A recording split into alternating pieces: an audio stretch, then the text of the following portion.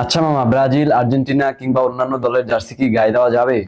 আল্লাহ রাব্বুল আলামিন আমাদের জন্য বেধর্মীদের অনুসরণকে হারাম করেছেন।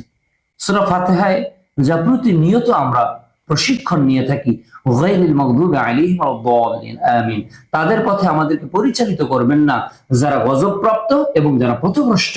মূলত আর্জেন্টিনা বলো, ব্রাজিল বলো, যত প্রকার জুয়ার আসরে বেধর্মী দলগুলো রয়েছে বা ধর্মীয় দল, কোনোটাকে সাপোর্ট করা যাবে না।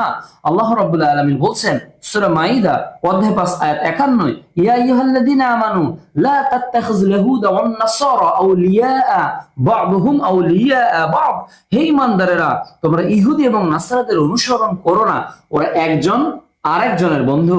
রাসূল সাল্লাল্লাহু আলাইহি ওয়াসাল্লাম বলছেন, মান তাশাব্বাহা বিকওমিন ফাহুয়া মিনহুম। আবু দাউদ 4031 নম্বর হাদিস। যে ব্যক্তি যে জাতির অনুকরণ করবে তারা তাদের বলেই গণ্য হবে।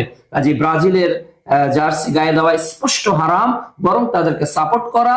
আমি ব্রাজিল অর্থাৎ আমি বেধর্মীদের শামিল হিসেবে বিচারের মাঠে উঠব, এটাই ঠিক।